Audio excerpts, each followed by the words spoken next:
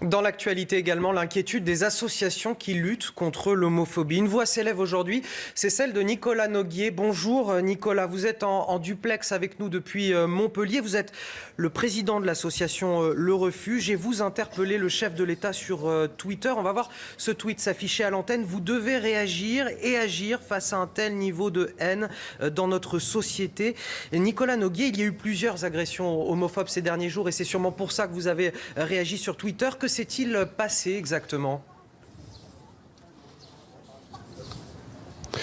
Oui, effectivement, on constate une recrudescence des agressions homophobes, vraiment tous les jours, et particulièrement une agression qui nous a beaucoup touché au refuge, puisqu'il s'agissait d'un jeune du refuge qui a été agressé à 17h, un jour de pointe, au métro dans Paris, à la gare de Lyon. Et effectivement, au-delà de ce jeune, c'est des centaines de jeunes, des centaines de personnes tous les ans qui sont confrontées à des actes homophobes ou transphobes.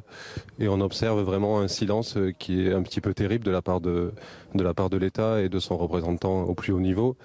C'est vrai qu'il y a vraiment une absence de prise en considération de ces violences. On en entend beaucoup parler dans les médias, heureusement, mais il n'y a pas vraiment de prise de parole politique. Oui, vous nous avez parlé d'une agression qui s'est produite dans le métro parisien le 15 juillet dernier. Ce week-end également, à Villeurbanne, il y a eu un couple agressé par des personnes homophobes. Des agressions homophobes, vous nous le dites, qui sont en progression. Comment on explique ces dernières années ? Je crois qu'SOS Homophobie parle de 17% ou quelque chose comme ça, comme progression entre 2017 et 2018. Comment on explique cette progression des attaques homophobes ? Il y a vraiment une progression alarmante, 17% selon SOS Homophobie. Nous, sur notre ligne d'écoute, on observe une augmentation de 25% aussi des appels.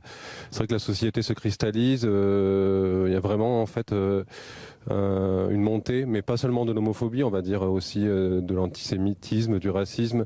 Je pense que les comportements la société est de plus en plus individualiste. Les agressions sont de plus en plus violentes aussi, c'est ça qui est vraiment terrible à l'encontre des personnes homosexuelles. Il y a toujours eu des agressions, mais avant c'était plutôt de façon dans des lieux vraiment identifiés pour les personnes homosexuelles. Et là, ça a lieu vraiment en plein jour, en pleine rue. Les agresseurs ne prennent même plus la peine ils savent qu'ils sont filmés par des caméras de vidéosurveillance. Ils ne prennent même plus la peine de se cacher. En fait, c'est vraiment une montée de la haine en France. Et je pense qu'on a besoin d'une société un petit peu plus apaisée. Et on manque justement de paroles, de prise de position vraiment sur ce sujet.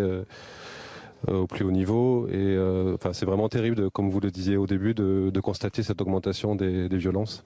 Justement, face à ces agressions décomplexées, vous interpellez le chef de l'État, mais qu'est-ce que vous attendez exactement des pouvoirs publics ? On attend vraiment une vraie politique en fait globale de prise en charge de ces personnes. Il y a eu beaucoup d'effets d'annonce, notamment le chef de l'État avait réuni l'ensemble des principales associations concernées par cette thématique et j'étais aussi présent à l'Élysée pour un déjeuner. Et pour l'instant, il n'y a rien de concret encore qui sort et on voit que la société est de plus en plus, la société se cristallise de plus en plus autour de ces questions. On voit vraiment une montée de la violence. Et nous, vraiment, jusqu'à maintenant, ce sont des personnes qui sont fait agresser, qui ont eu des fractures, qui ont eu des séquelles assez importantes. Il n'y a encore eu jamais de décès, mais moi, je pense que ça va pas tarder à arriver si vraiment il n'y a pas vraiment des prises de position et vraiment des actions vraiment concrètes. Merci à vous Nicolas Noguier, je le rappelle, vous êtes le président de l'association Le Refuge qui vient en aide aux jeunes et homosexuels qui sont rejetés par leur famille. Dans l'actualité